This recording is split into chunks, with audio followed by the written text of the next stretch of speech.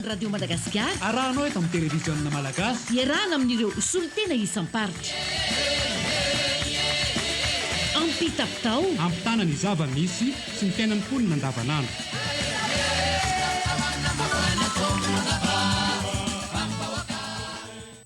Meraba tompoko lahy hafinaritra tompoko vavy misaotra antsika tsy misaraka amin'ny radio Madagasikara sy ny televiziona malagasy amin'izao atoandro ny atalata izao ary manasantsika moa zany ampitiavana sy ampanajana hagnaraka hatramin'ny farany ety fandaharana ampitapitao ity ary miarahaba manokana ireo namana mpiara-miasa mielipatrana manerana nosy izay hifarimbona hiditra ampitany vaovao amin'izao fiarantsika izao somary songadina ao anatin'ny fiarana ny resaka fahasalamana ny trangam-piarahamonina sy ny fampandrosoana fa raha ohatra moa namantsika izay hiditra voalohany eo dia ny avy ao amin'ny distrikany Vohipeno namana Hilarison Razafitsotra raha ohatra izy efa vonina namana Lovany Ando Rakotondrazaka dia ampidiritsika avy hatrany efa vonina namantsika avy ao Vohipeno apitapitao avy hatrany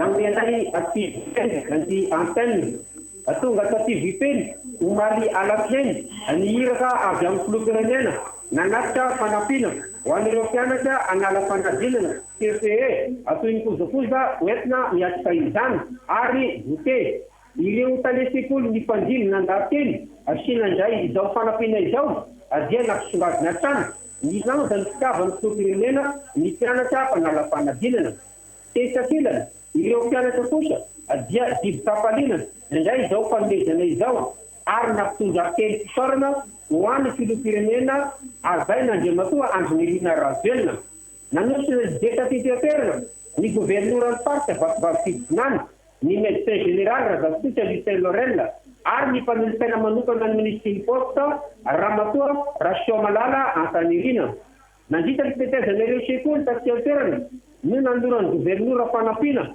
ireo mpianatra zanjy sy zokony indrindra anala CPE na tombony manokana ny EPP NVK noho ny gouverneur mianatra tao tony fahiny kateto no nampanantenany ny hananarenana ity sekoly ity izay efa simba amin'izao fotoana izao amarananay ny anjaranay avy ety antseha dia nankalaza ny fetonyray tamin'ny fomba miavaka ao sekoly tsy miankina Masimbabo Geneveve Vatomasina ireo mpampianatra lehilahy rehetra mitondorany mpianatra fanomezana ary teto koa nanambarana ny fidoran'ny fikamanana ampegna izay fikamanana mpanao asa soa sy anavana sarangan'olona izay no azo afisaina avy ety Vohipeno Hilarion Razafitsotra Teny Randrenasolo hoanina pitapitao radio sy ny televiziona malagasy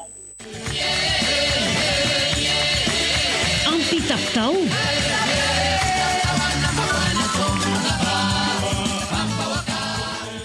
Ankasitratsika ny ekipan'ny RNM TVM atao Vohipeno ny santatra ny fiarantsika tamin'izao hampitapitao izao avy ao Vohipenosika dia hianatsimbo any amin'ny distrikny Betroka namana Bene Patrika efa miatrana amin'ny antso telefonao eny koa hampitany vaovao makasika ny fandriampahalemana mahino anay ianao fa dia afaka miditra avy hatrany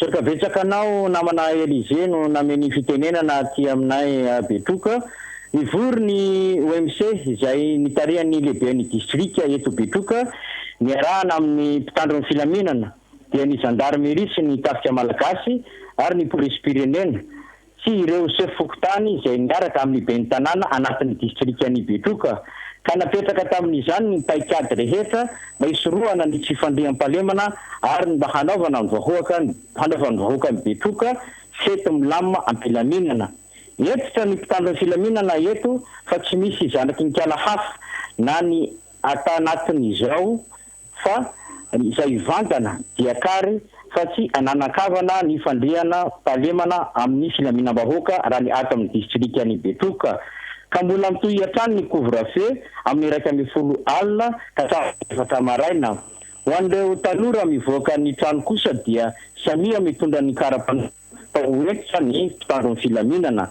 makasika ny fampianarana indray namana Elize dia manomboka omaly alatsinainy ny fanadinana fanatanjahantena ho an'ireo mpianatra haka BBC amin'ny taona 2024 sy ny 2024 ity izay niarahana amin'ny solotena ny tanora sy ny fanatanjahantena eto Betroka hatrany izany. Izay no azonay ambara avy aty Betroka ho an'ny mpitapitaon'ny RNM sy ny TVM Beny Patrika avy aty Betroka. Radio Madagascar ao Betroka FM 99.2 MHz. Feonanjiry.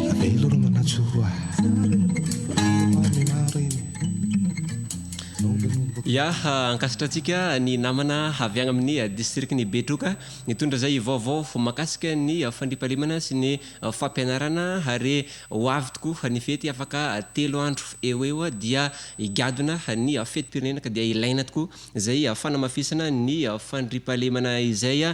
Alohantsika hagnavaratra amin'ny district ny Nosbe Helville namana Sarjafy Florent hitondra amintsika vaovao makasika ny lafiny sosialy raha ohatra ka efa vonina namana Nosbe dia ampidiritsika mbala tsara nareo Nosbe. Mbola tsara Elvero mialta ary miaraba izay mpanaraka ny ampitapitao amin'izao maraina izao. Araka izay tokoa dia fetin'ny malagasy rehetra ny fetim-pirenena na ny fatarovana ny verenina ny fahazahoana ny fahaleovantena izany dia ny 4 Jona izay ankalazaintsika afaka ny 4 andro eo. Na dia tsy misy aza ny fankalazana izany isaka ny district na ny amin'ny commune dia tsy maintsy misy ihany ny fanadiovana sy ny fandokoana maro samihafa, eo ihany koa ny fandravahana tanàna ho mariky ny fahasarovana izany fiverenana ny nazahoana ny fahaleovantena izany.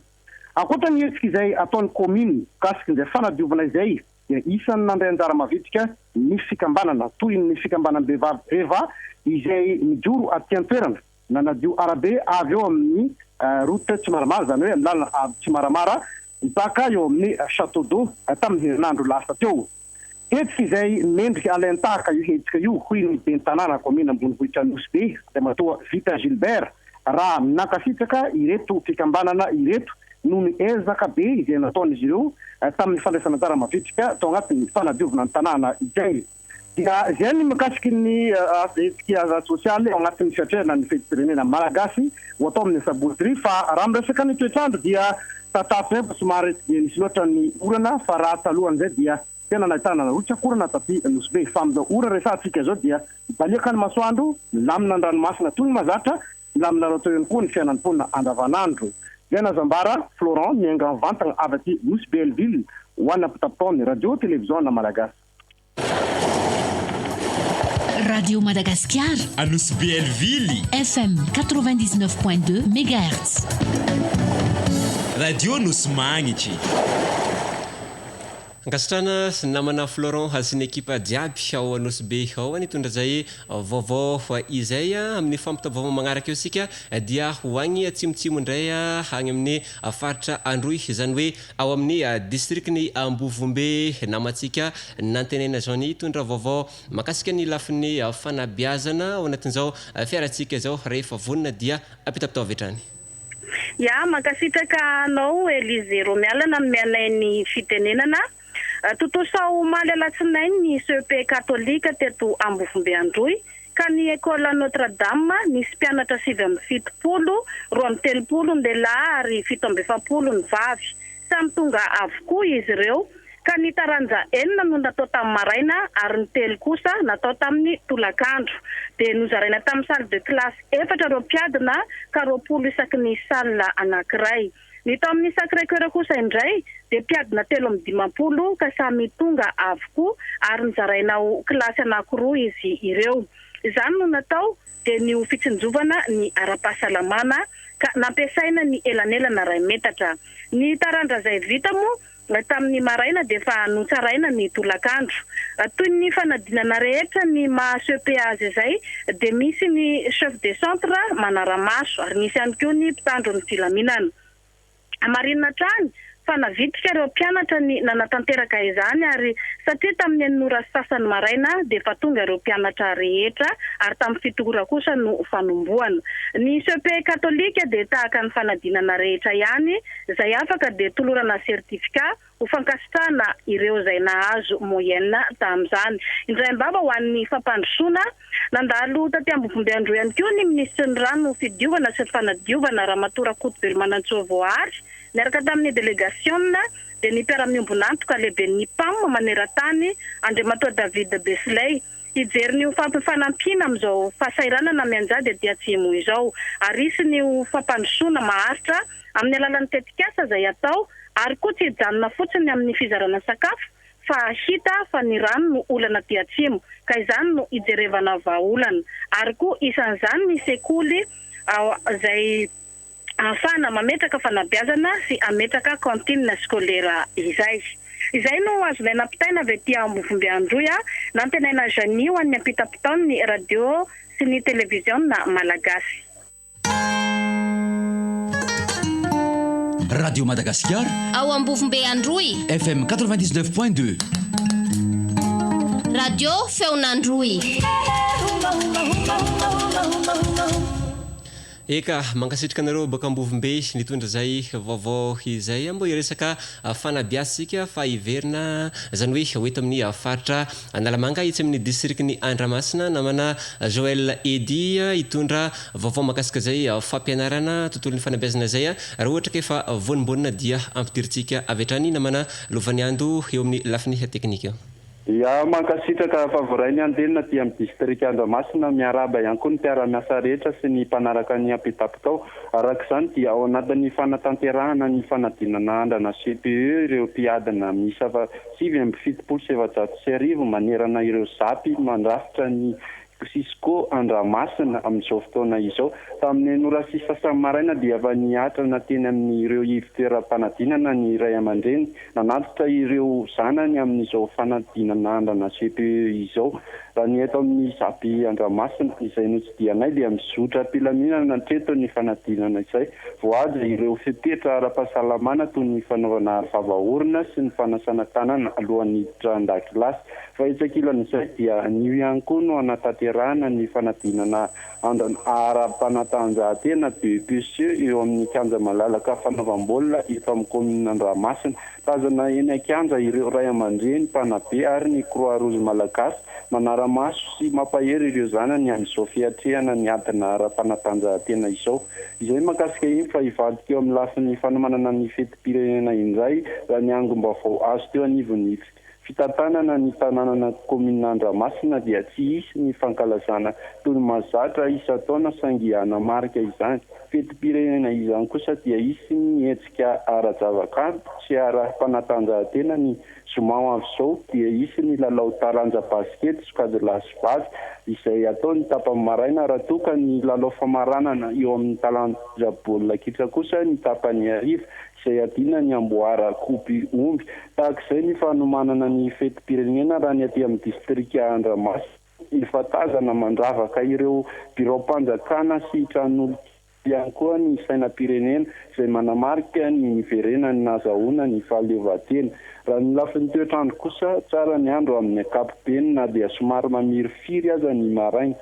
izay no azo ampitaina avy aty amin'ny distrikta Andramasina Joël Edy ho any ampita-potao ny radio sy télévision malagasy. Ampita-potao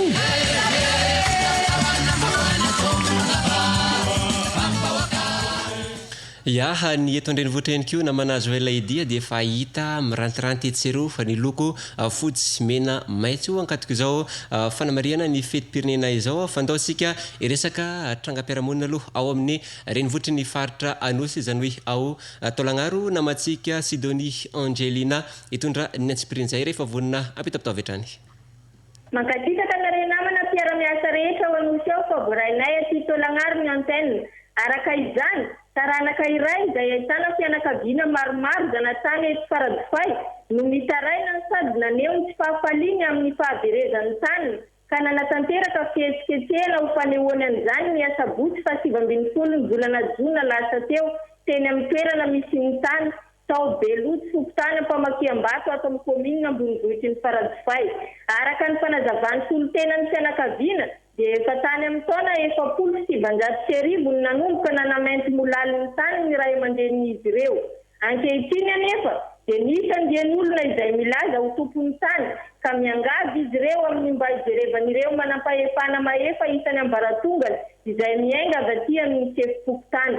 Nanamafy ihany koa izy ireo fa tsy hamela ary tsy hijanona ny fitakiany raha tsy hita ny rariny sy ny hitsiny.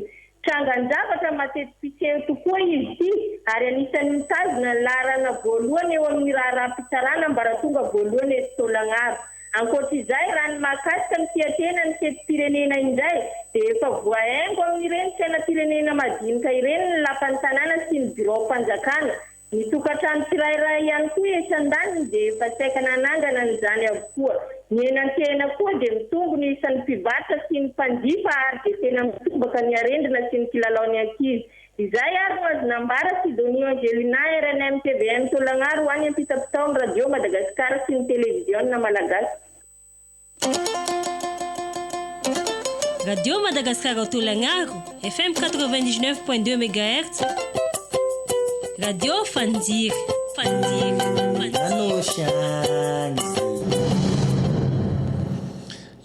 Mankasitraka namatsika atao Fort Dauphin nitondra zay vaovao izay tsy andeha lavitsika fa ao amin'ny districtny Tsiombe namana Raymond journaliste efa vonombony ihany koa hitondra ny lafim-baovao sosialy hampitapitao hatrany.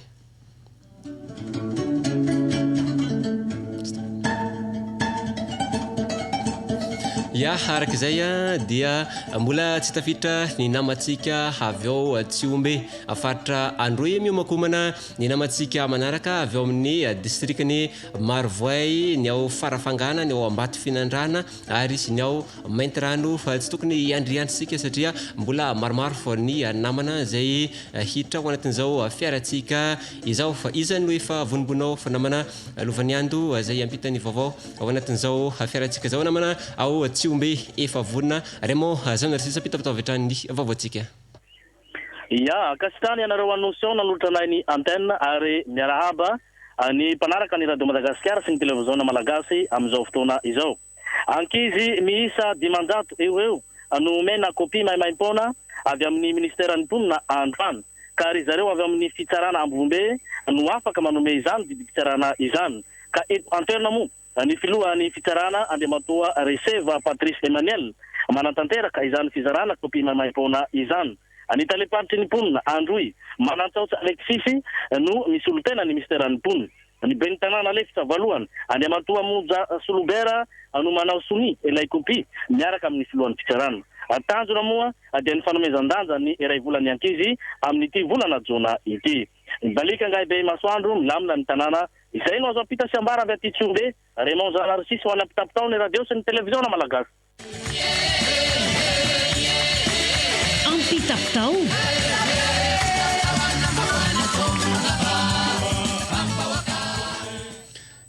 mankasitraka namana Raymond journaliste nampita zay vaovao izay izay natao hoe fohy fa enjana tsy lava fa misy raisina tafitany vaovao sosialy andaotsika iresaka fahasalamana indray ao amin'ny districtny Marovoay Faraso Andrembelonoro no hitondra amintsika ny antsipriny zay ampitapitao vetrany. Anisan'ireo faritra mbola ahitana trangana lefakoza ohatrana ny poliomelita ny aty amin'ny faritra Boeny. Arak'izany tanjon'ny fitondram-panjakana ny amigorana izany tanteraka tamin'ny alalan'ny fivoriana fifandresen-dahatra ny antsonan'ireo ratsa mangaika rehetra teto an-tanàna nahitana n'ireo solitena ny anivon'ny fiarahamonim-pirenena ny mpanao politika ny mpitondra fivavahana sy ara-drazana ny solitena teo anivon'ny fanabeazam-pirenena ny taletsekoly ny mpitandro filaminana sy tokotany be ny tanàna eto amin'ny Marovoay Ambonivohitra sy ny assistant parlementaire Paris ny lefitry ny lehibe ny distrika. Nandritra izany no nandraisana ireo tsilikevitra rehetra avy amin'ny tsirairay avy manoloana ny hetsika fanamafisana ny andro vaksinina ny fako polio andiany fa 9 Araky ny fantatra dia ho tanterana ny alatsinainy 20 ny talata 20 sy ny alahady 30 Jona ho avy izao. Ifitra andreo zaza latsaky ny 5 taona. Atsahivina fa taory ny fifandresean-dahatra izao dia samy ampahavononana hitondra fanentanana ho an'ireo ray aman-dreny avitrika ny fanaovana ny vaksiny polio ATT-am-bava ho an'ny zaza isan-tokantrano eny an-tsekoly, eny an-tsay, eny an-tsena sy ireo amin'ny toerana fiantsona ny fiarakodia ny mpiara-miombonantoka rehetra amin'ity andiany ity. Ny lehibe ny faritadia ny fahasalamana dia misika Marovoay Dr Biankina na Andrea Tsarafara Rionel sy ireo ekipa rehetra kosa no mitarika ny dindinika fifandresen-dahatra izay tanterana tamin'ny salle katolika eto Marovoay omaly alatsinainy 20 jona no nanatotosana izany. Amaranana ny anjaranay dia ny lafy ny fampandrosoana ankoatra ny zato takamoa izay nomena ny orinasa Jirama izay natao hanazava ny tanàna eto amin'ny renivohitry ny Marovoay sy 420 takamoa ho any Ambolomoty dia tonga indray izao ny projecteur LED zato watts miisa 4 avy amin'ny solombavamboka ny Madagasikara voafidy aty an-toerana na Georges Cap 4 natao hanazava tanteraka ny Simon B indray eto amin'ny bazary Marovoay anamarika ny fety ny asaramanitry ny fetim-pirenena na ny fanamariana ny 20 jona. RNM Marovoay kiady Ramioly Arsan sy Omega Farasoa Andrea Veloro apita-pitao ny Radio Madagasikara sy ny televiziona malagasy.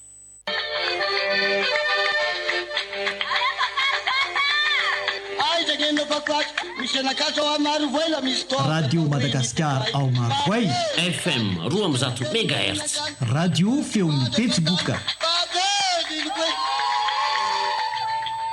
Ya, zay raha makasika niny avavaon'ny fahasalamana sy ny fampandrosoana tao Marovoay iny andao fataritsika zay fampandrosoana zay fa any amin'ny district ny farafangana namana Pascaline rakotason hitondra amintsika ny Antipireny. Makasika an'izay fampandrosoana izay misy ny asikasa fananganana komision handinika ny tombam-bidiny fanagnany olo izay voatohitohiny amin'ny asa fagnamboaran-dala. Lalam-pirenena 12A mampitohy ny distriktin'ny Vangaindrano sy ny faritsy Anosy. Ireo komision ireo ro hamarotsy ny tokony ho famerena ny sandrany fanagna voakisiky toy ny hoe tany, trano, zavamaniry. Atokony famboany asa ny fahavitan'ireo diniky ireo ny commune sivy izany hoe hatrany Sandravinanitra atrao amin'ny distriktin'ny Vangaindrano ro voakasiky ka ny ben'ny tanà amin'ireo commune sy ny mpitondra fanjakà eto an-toera tarihiny lehibe ny fileo farafangana na ny prefet ny farafangana izany any amin'ny ary ny lehibe ny asalarany ihany koa ny tetikasapakta dia tafiditra ao anatin'io commune io. Aroso ny asa rehefa mikatona tsara ny diniky fanaova vinavina amin'ny volana septambra na aogositra amin'ny no anatanterahana izay. Lalana mirefy 420 kilometatra sy hamboary io ao anatin'ny vinan'ny fitondram-panjakà amin'izao fotoana izao ary tena andraindray hitondra fivoara lehibe vavahady hidiran'ny fandrosoa aty amin'ny faritsy Atsimo-Atsinana. Indray bava koa ny toasiandro malomaloky mandray ny aty Atsimo-Atsinana meriky hitsy indraindray izany hoe raha ny mifandimby masoandro hita amin'ny langitsy ny farafangana. Pascaline Rakotorson ho an'ny apita-pitao ny radio sy ny televiziona malagasy. Radio Madagascar ao farafangana FM 101.2 MHz feony agnambahy. Avy tagny faritra Atsimo-Atsinana isika dia mbola hijanao amin'ny faritan'ny Fianarantsoa teo aloha fa aty amin'ny faritra Moromanindray izany hoe ao amin'ny distriktin'ny Ambato Finandrahana namantsika Balbina Mirarso hitatitra vaovao makasika ny fahasalamana hampita-pitao avy hatrany.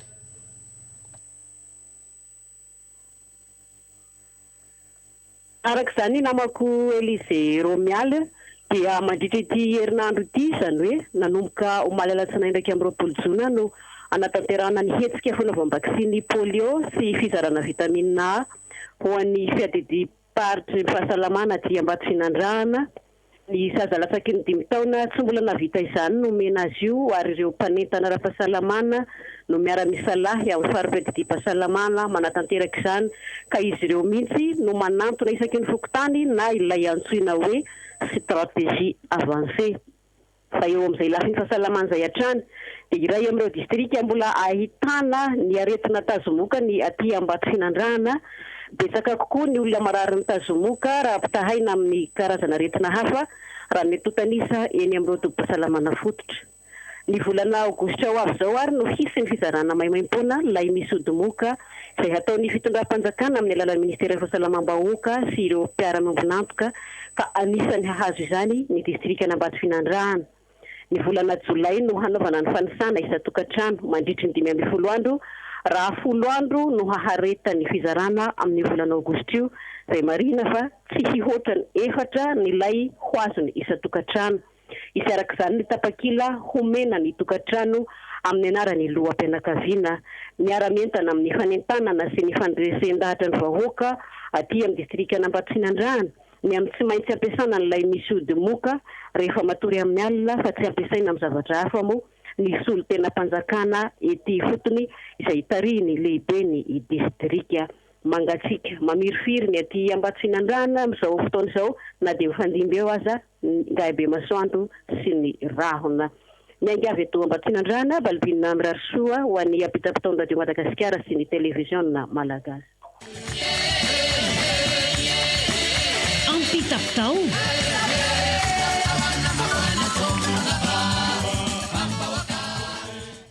mangatsitraka anao fanamana Balbina nitondra zay vaovao izay folo menada zay sika no tafiditra tato anatin'ny fandarana hampita-potao zany hoe mbola misy 12 menada ezatsika fintinina ny fampitam-baovaotsika handao ho an'ny maintirano amin'ny faritry melaky indray sika amin'ity vaovaon'ny kolotsaina hoentiny antena William amintsika ety.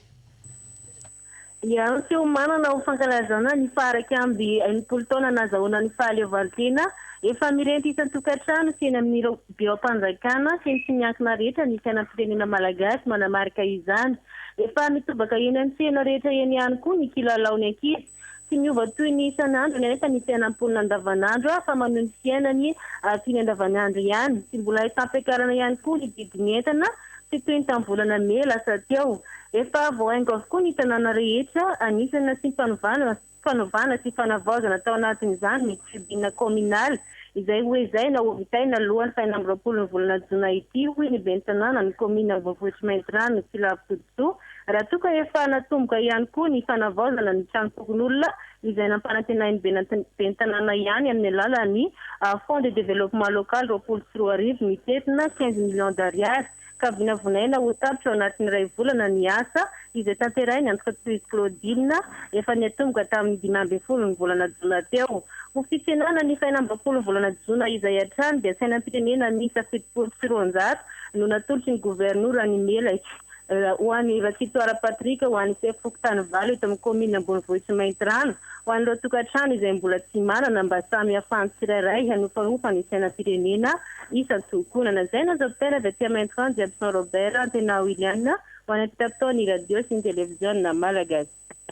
Radio Madagasikara ao Maintirano FM 7.0 MHz feony melaky. Eka mankasitrika anareo avy ao Maintirano hitondra zay vaovao izay andaotsika ho any amin'ny distrikny Nosy-Varika ao amin'ny faritra Vatovavy fitovinany namana Lucas George Solomon hitondra vaovao makasika ny kolotsaina hampita-potao vetrany. Ya misaotra namana Elzero miasa zao maraindraina izao miaraba ansika rehetra zay manaraka ny radio sy ny televiziona malagasy. Tsy diso anjara tamin'ny fankalazana ny andron'ny mozika omaly lasinainy 20 volana Jona ny mpanakanto atao anatin'ny distrika ny Nosy-Varika. Teto amin'ny 11 peo ny radio Sakaleona no nanatanterahana ny esika omaly. Hira sy korakorana no natao tamin'izany entina nomezana fahafaham-po ho an'ny mpiaino. Voalaza teto fa anisan'ny mitondra fiovam-piainana ho an'ny tanora ny mozika ary ihany koa fomba iray ampitana hafatra anatiny fiarahamonina. Na eo aza izany dia mbola sarotra ny lalana ho an'ny mpanakanto atao anatin'ny distrika ny Nosy-Varika satria mbola tsy misy fitaovana indrindra studio ahafahana mamoaka ny talenta ny mpanakanto aty an-toerana ka ny mananjary na manoro vao mavita izany. Koa mangataka ny tohana ara-pitaovana ny mpanakanto atao anatin'ny distrika ny Nosy-Varika. Isangana sy ho ela ihany koa ny vondron'ny mpanakanto aty amin'ny distrika ny Nosy-Varika mba ahafahana maneho firaisankina amin'ny samy mpanakanto. Izay ny mpanakanto Jean Catla, Loraza, Tesfa, Elisho, Laoli, Avotraina, Dinaxa ireo no nanafana ny sehatra omaly. izay makasika an'iny fa lafy ny toetrandro somary manzombozombona ny eto amin'ny renivohitry ny distrika da izany aza efa magnimagnitra volonandro pety ny ato anatin'ny distrika Nosy-Varika mofaofa ny saina pirenena mariky ny fiandriana ny pirenena. Izay ny vaovao azo amitaina anaty izao ampitapitao maraina izao Lika George Solomon avy eto Nosy-Varika ho any ampitapitao ny radio sy ny televiziona malagasy. Radio Madagascar ao Nosy-Varika 99.2 MHz. Radio Sakaleo. Ya, isaoragna ny namatsika avy tagny Nosy-Varika nitondra zay vaovao makasika ny tontolon'ny kolotsaina ny zavakanto moa zagny no tegna nisongadigny fô alohantsika handeha amin'ny district ny Port Berger namagna Ibrahim Omar hitondra amintsika vaovao makasika ny tontolo iainana hampitapitao avy hatrany. Sadabetsaka favarety amin'ny district ny Bourgine ny antenne miamazo va natao ao zay ny dortanety sy ny teviala atia district ny Bourgine. Saorina ny fanentanana dia natao amin'ny alalan'ny haino mandeha fanjakana sy amperana dia nidiny fotony ireo tokona ndraikitra isy antokony eo anivo ny fampararava fanjakana sy amperana eo natao amin'ireo vahoaka amin'ny fampanalefa ny district ny Bourgine isan'izany commune Roland-Sindiasy Andranomaina voalohany natao amin'ireo vahoaka ary resaka teto ihany koa ny haratsiany ity fanaovana dortanety sy ny teviala ity. Ampy zay ny fanentanana oiadiana chef cantonnement de Bourgine Andrevatoa Gaston fa manomboketo dia ampiarina amin'izao dia tratra hanao dortanety sy teviala ilalana ny fandraisa amin'izay. Mbebava eo amin'ny resaka ny fankalazana amin'ny fetiny enina amby roapolo jona na dia tsy misy azy ny fankalazana iraisana fa ao anatin'ny volonandro fety tanteraka ny tia anaty ny district ny Bourgine amin'ny doktorna izao iofa ihany koa isan-tokantrano ny saina pirenena. Manao zay asa fandrefiazy ihany koa ireo mpitandro filaminana mialoha mandritra aoriana zany ny fankalazana amin'ny fetiny enina amby roapolo jona zany mbo ity ny filaminana aty ampiarana. Zay anao zavara araiky amin'ny district ny Bourgine Ibrahim Omar sy l'équipe pareta ho anay mpitataony radio sy télévision malagasy. Radio Madagascar ao Port Berger FM 103.3 MHz. Radio Lazanpoursin. Ya, avy niresaka vaovaon'ny tontolo iainana tao Bourgine antsika dia hanao tsika hitsaka amin'nosy Sainte Marie nosy Bora namantsika Bosco Totozafy hitondra vaovao makasika ny fampandrosoagna manakory fampandrosoagna ny nosy Sainte Marie zay. Yaman mbola tsaranao Elviro Melo mitsomarena zao sy ny radio Madagascar sy ny mpijery ny televiziona malagasy. Arak'izay fampandrosoana izay dia vaovao ny olana amin'ny vahoaka amin'ny ilany antsinanana ny Sainte Marie tamin'ny tsy fisian'ny réseau accès. Accès moa zany dia miakatra an-tanety foana raha miantso na miantso ny fianakaviana asanatsika misy loza amin'ny trangam-piarahamonina dia tsy misy na ny telefona na ny tambazotra tellement na ny orange na PCNT tamin'ny ilany antsinanana izay. Manomboka omaly dia mandeha ary mizotra amin'ny filaminana izany réseau tellement izany ny fokotany sasifika. Io moa dia isan'ny nangatahany solombavamboaka matetika raha misy ny fivoriana ao amin'ny parlement ary nampitondra teny fisaorana ho an'ny fitondram-panjakana indrindra zay tarin'ny Andriamatoa Andry Nirina Rajoelina ny vahoaka ary mankasitraka ihany koa ny ministra Pia sy ireo tompona andraikitra izay isany amin'ny maratonga ny nazahoana zao réseau tellement izao fa ny indraimbava mitohy ihany koa ny Tsenamora vary 50 taona sy menaka ripetatra no nomeny fitondram-panjakana zay tarity Andriamatoa filoha teto Sainte Marie sy tamin'ny alahady teny no nanokafana izany agny amin'ny tapany avaratra agny amin'ny fokotany Ambatrosy ambody atafana no anaovana zay fidarana zay amin'izao andro iresantsika izao fa omaly raha eo amin'ny lafin'ny fampianarana dia nanomboka indray ny adina ara-panantondrantena BEPC aty amin'ny Siskony Sainte Marie zay atao mandritra ny efatrano 5 amin'ny zato ny fandrian-dara amin'ny omaly 5 ny tonga amin'izao vanim-potoana iresantsika zao dia ny adina ny soratra no atao fa mitohy izany rapitso ho an'ny fokotany tapany atsimon'ny nosy Sainte Marie. Efa amin'ny toetrandro dia mifandimby ny orana mandimbin'ny masoandro aty Sainte Marie fa ratsy kosa ny ranomasina tapaka ny fifandraisana sony ranodongo sy Sainte Marie sy antenena izany araka ny topandraikitra itohy raha pitso izay fifandraisana sy fampitana ito izay. Milamina amin'ny fiainam-ponina andavanandro Bosco Totozafy avy eto Sainte Marie. Avenao any amin'ny tataony radio sy ny televiziona marika. Radio Madagascar au Sainte Marie FM 99.2 Radio Tsaravoha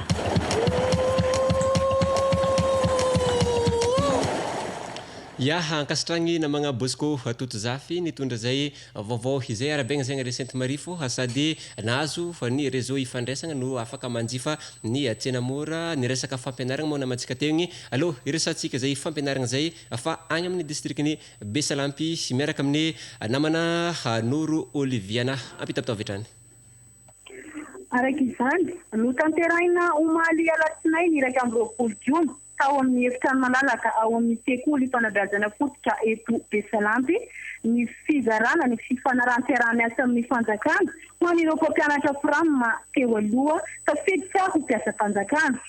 Mpampianatra miisa 4 miasa atao anatin'ny distrika no nahazo an'ity fifanarahana-miarahamiasa Ampahibemaso ity na ny contrat de travail. Izina ihany fa contrat de travail andiany fahafito sy fahavalo no natolotra azy rehetra ireo ary tao anatin'izany avokoa na ny mpampianatra nahazo subvention na ny tsy ao anatin'izany. Ny talefaty ny fanabeazam-pirenena melaky Andriamatoa Rafidson Albert no nisorotena ny ministry ny fanabeazam-pirenena nanolotra an'ireo taratasy contrat de travail teo ampelatana ny mpampianatra tsirairay avy ary nanapatrafatra ihany koa izy amin'ireo mpampianatra mba tsy hanao tandrevaka ny asany fa hanatanteraka izany amin'ny antakany tsy andavany. Tonga nanome voninahitra sy nanokatra tamin'ny fomba ofisaly ny fotoana ny lefitry ny lehibe ny district Ramatoa Nicole Ramianso izay notrony ny ben'ny tanàna ny commune Ambonivohitra Besalampy Andriamatoa Arajoelina ny assistante parlementaire Ramatoa Zainat tsy adino ihany koa ny chef fisco eto an-toerana Andriamatoa Antenaiko Gidonal. Izay rehetra nandray anjara fitenenana dia samy veritsitorana ny fitondram-panjakana izay tarihy ny filoahajaina Andrimirina Arajoelina satria tsy natao ho zanaky kalafa i Besalampy na dia saridalana sy lavitra fa nahazo ny anjara tandrisy azy. Noro Koraisia Oliviana RNM Besalampy onapitapitao ny radio sy télévision malagasy. Radio Madagascar ao Besalampy FM 99.2 MHz. Radio Manunguza Samuta. Eka avy ao amin'ny districtny Besalampy sika dia hiazo ny afaritsy Menabe ao amin'ny districtny Mahabo namatsika Rairiniana Aurélien itondra zay vaovao makasiky ny fanabeaza zay trany hampitapitao vetrany. Arak'izay tokoa namana Élisée Romial dia manana ny lanjany atao anatin'ny distrika Siskony Mahabo izay fanabeazana izay ao anatin'izao volana jona izao. Nahitana fitombony ny isan'ireo mpiadina hiatrika ny fanadinana ara-panjakana BPC amin'ity taona 2024 ity raha ampitahaina tamin'ny taona lasa. 200 no isan'ireo mpiadina tamin'ny taona 2024 700 izany amizao 2024 izao zany hoe niakatra 450 ny fiakarany izy mpiadina hiatrika an'izany fanadinana BEPC izany aty an-toerana. Araka ny resadresaka sy fanadihadiana nataonay teo anivon'ny Siskony Mahabo izay tarihiny lehibeny Rafily Norbert dia voahaja hatramizao ny toromarika nomeny fitondram-panjakana amin'ny alalan'ny ministera ny fanabeazam-pirenena amin'ny atrehana andreo fanadinana ara-panjakana rehetra ato anatin'ny Sisko distrikany Mahabo ity. Efa vita ny fitsapana ho an'ny CEPE ary izao miditra amin'ny BPC Blanc izao ny aty an-toerana. Andro faharoa ny androany talata ka izao maraina izao niatrika ny matematika ny mpiadina raha français kosa no hatrehina amin'ny folakandro amin'ity andro androany ity. Mahatratra 20 faingo 50 isanjato no ny tapavitian'ireo mpiadina tonga miatrika an'ity BPC Blanc ho an'ny Sisko distrikany Mahabo ity. Rairiniana Aurélien sy ny ekipa rehetra avy aty Mahabo ho an'ny ampitapitao ny radio Madagascar sy ny télévision malagasy. Radio Madagascar en Mahabo FM 760 MHz. Feony Menabe.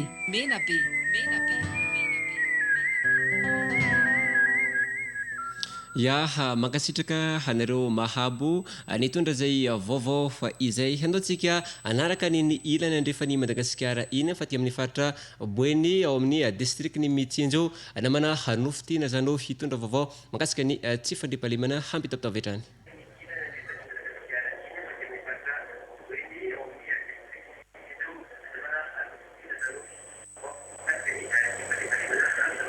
Arak'izany dia taorian'ny fanafiana tokantranona mpivarotra iray teto tampon-tanànany Mitsinjo sy ny tao Namakia izay samy naharatrana olona sy nahaverezana vola antapitrisany ihany koa tamin'ny herinandro lasa iny dia nitrangana fanafian-jiolahy ka nahafatesana olona iraindray sy nahaverezana vola 7 tapitrisa ihany koa ny tao Papamena amina faritra Arovanantrema commune Kritsep districtny Mitsinjo ny alahady alina lasa teo manoloana an'ireo rehetra ireo dia noraisina amin'ny OMC district Mitsinjo ny fepetra izay hanaovana fisavana ny bokom-bahiny sy ny karone pokotany ho an'ireo izay mivezivezy atsangana ny andromasom-pokon'olona halaramaso ary harahamaso ny fidirany vahiny sy ny fivezivezen'olona ato amin'ny district ny Mitsinjo mariny fa mialoha na mandritra na orian'ny andro-tsena matetika hitrangan'ny asa fanafiana eto Mitsinjo izao.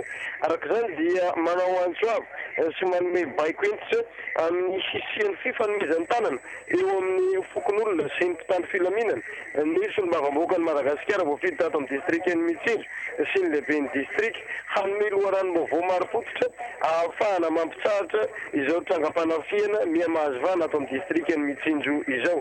Etaetan'ny mponiny aty an-toerana rahateo ny anafainganana ny asa fanamboarana ny birao sy ny trano iasan'ny postny polisy eto Mitsinjo. Indray mbaly vo amin'ny lafiny kolotsaina tontosa omaly ny fanompoa be kipa teto amin'ny doanina indray magnarina-rivo eto Mitsinjo izay feheziny ampanjaka amina fanompoa kipa izay fanesorana ny aitra sy ny lopo anatiny sy ivelany ity faritra manakasina ity ka nandraisan'ireo lafiny valo sy ny zorony efatra ato amin'ny faritra Marambitsy Anjara. Roger Andriambolinaina nofitiana Janot lehilahy jobo mazava-jiry tsy mivola vandy avy ety Mitsinjo Romial Elize ho an'ny mpitapitaon'ny radio Madagasikara sy ny televiziona malagasy. Ampitapitao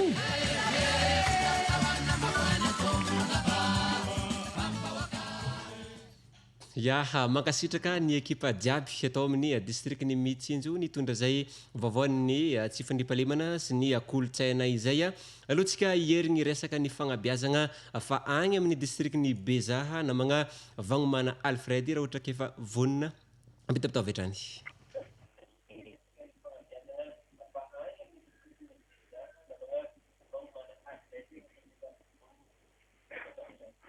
Isaorana namana Elize Romial faboarany ty Bezaha tokoa ny fifandraisana no tanterahina omaly alatsinainy faharoapolo raika amin'ny volana Jona raika amby roapolo amby roa arivo teo amin'ny tokotany malalaky ny sekoly ny famoahana ireo mpianatra kilasy famaranana andiany faharaika amin'ny folo hiatrika ny fanadina mpanjakana bakalorea taona raika amby roapolo amby roa arivo ao amin'ny collège Nicolas Barré aty Bezaha zay nampisalorina ny anarana hoe promotion sandratra.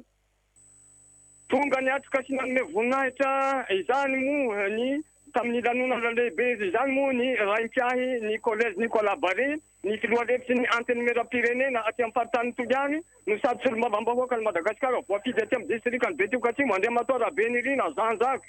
Nisy moa ny voatsirambin'ny tanany nitondrasiny lelavola valo hetsy ariary nomena ireo sekoly indrindrandrindra fa ny mpianatra zay navoaka ity promotion sandratra ity mba homariky ny raim-piahy azy. Faly dia faly moa ny ray aman-dreny ny mpianatra teo koa ny tompon'andraikitra ny sekoly collège Nicolas Barré tamin'izao fahatongavany ray aman-dreny niatrika ny famoahana azy ireo izany. Nisy ny kabary ny fandimbiasana teo koa ny nofokena mitampihavanana zay fialana hetaheta nisy nanamarana ny lanonana. Zany rehetra izany mba homariky ny fihavanana zay mifamatotra tokoa. Zay sy zay ny azo ambara avy ety Bezaha zamina ny tanàna mibalika angabeny masoandro vagnomana Alfred Erenem. Radio Madagascar ao Bezaha radio Akon Taheza FM 99.2 MHz.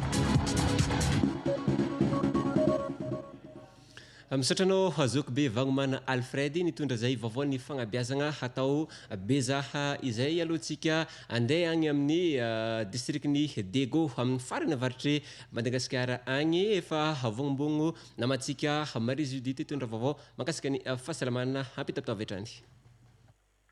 Ya, isorana anao namana Élisée Romial nampitanay ny antenne de Madagasikara ty Antsirangana.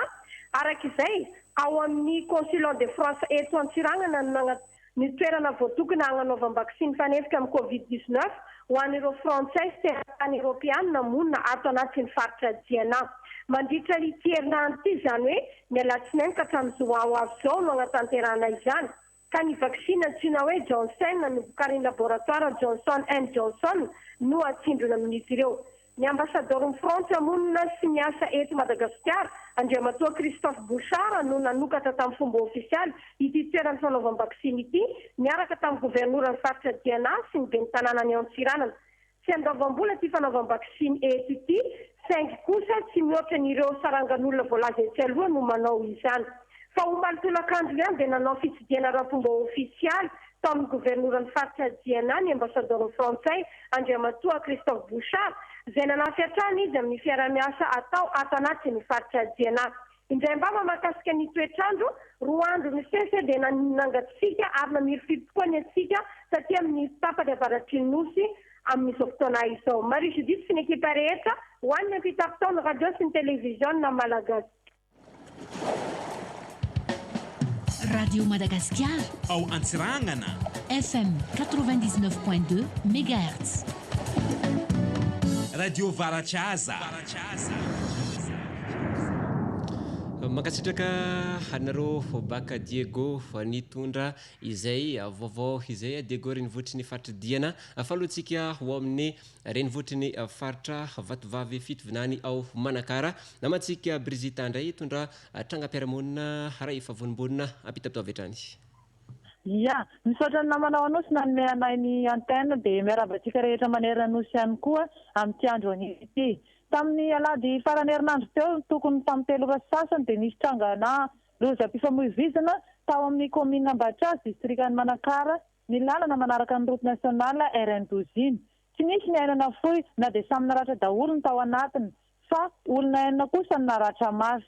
Tsara ny manamarika fa tanora KTLM Serafima Tanakidy avy namonjy fankalazana ny fahaenina taona niasan'ny pastora Fredo tany amin'ny Ambatrazo ireto ny arandoza ireto. Teo amin'ny 1 kilometatra mialan'ny tanàna no niseho ny loza ka niray tamin'ny tomobila no nivadika tamin'izany. Taxi brosy iray izay nandalo no nifanome tanana ka nitondra ireto naratra avetrany taty amin'ny hôpitaly be CHRR Manakara.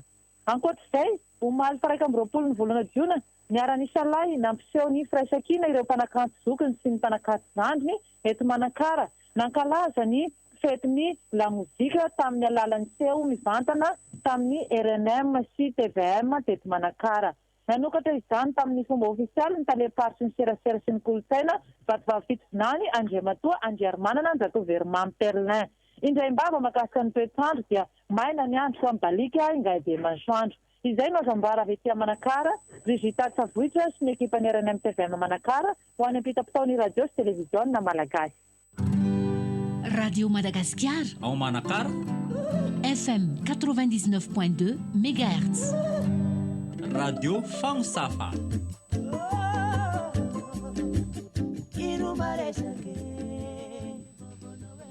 Misotranao namana Brigitte nitondra zay vaovao zay to dia hamafisiny ny fagnentanana antsika jiaby mbo sombo mailo mafatsika magnano fety ampilaminana sy fety lavitry ny loza satria efa manakaiky ny fety ndaotsika iresaka zay fagnomanana ny fety-pirenena zay ao amin'ny renivohitry ny faritra Boeny ao Mahajanga. Zokobe Tsalky no itondra amitsika ny antsipireny. Assalamu alaikum.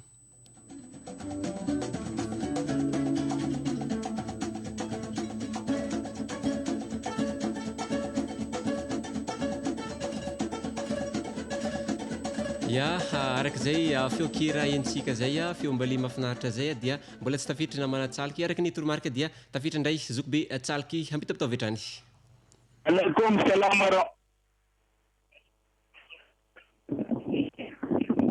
Alaikum salam warahmatullahi wabarakatuh. Nama aku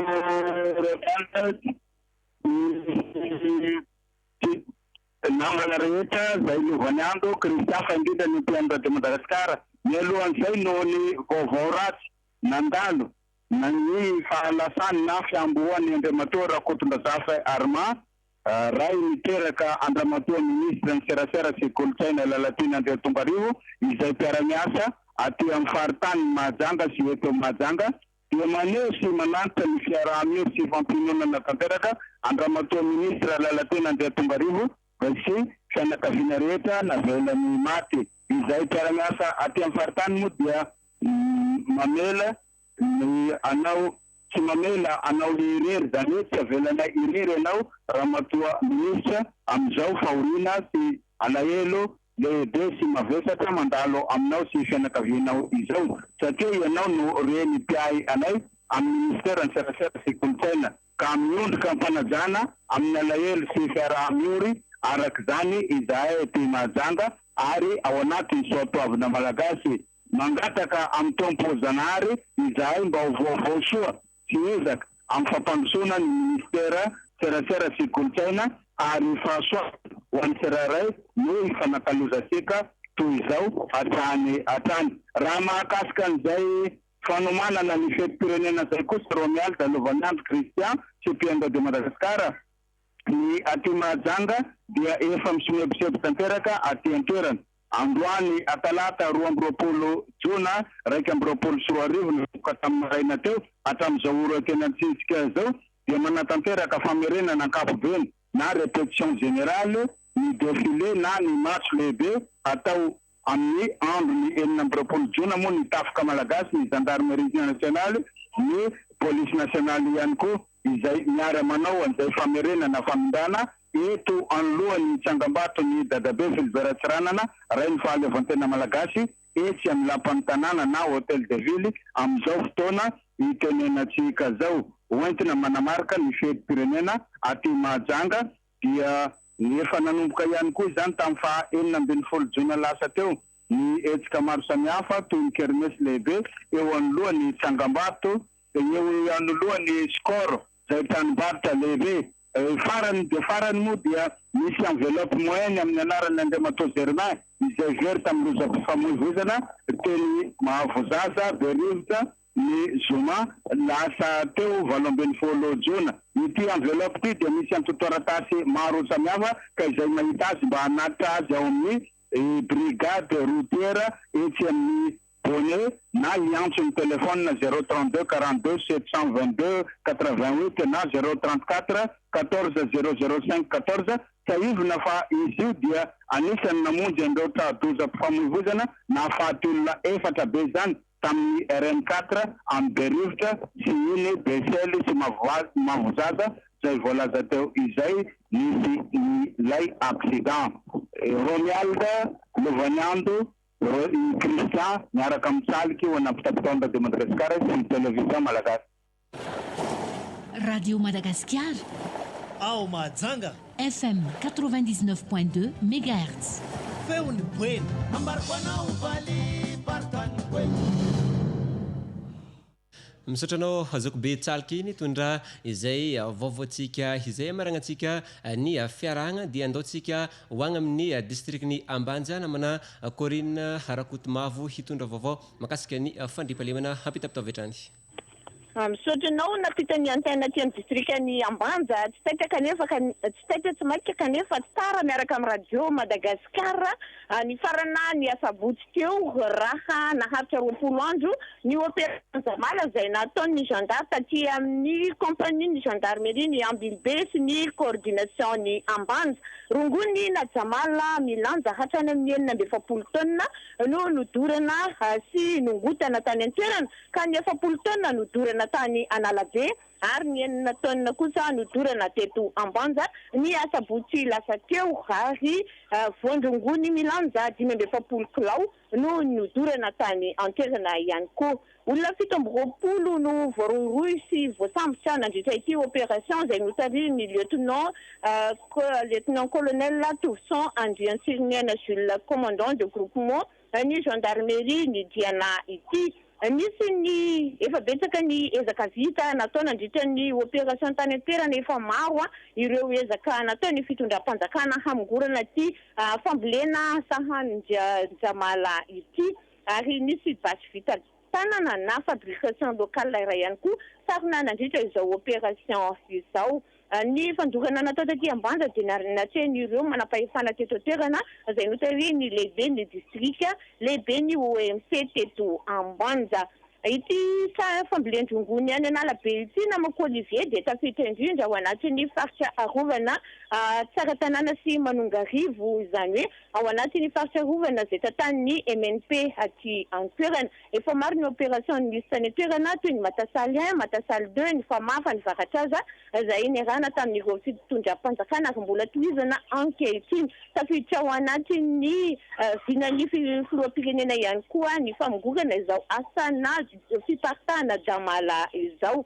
Raha ny toetrandro aty Ambanja no resana dia migaingaina ny Gabe Masoandro izay ihany koa no teboka farany amarananay avy aty Ambanja ny Ampitapitao miainga avy aty amin'ny distrika ny Ambanja Corina Rakotomavo sy ny tipa rehetra. Radio Madagascar ao Ambanja FM 101.2 MHz. Feony Sambirano.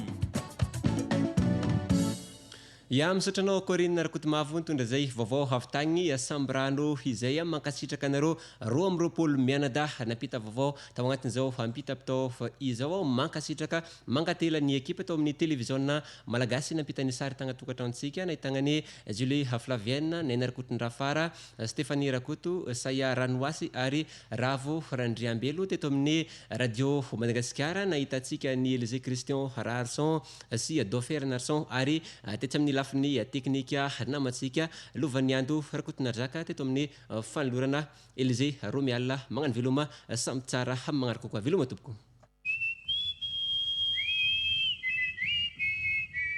Ampita-pitao. Ampita-pitao.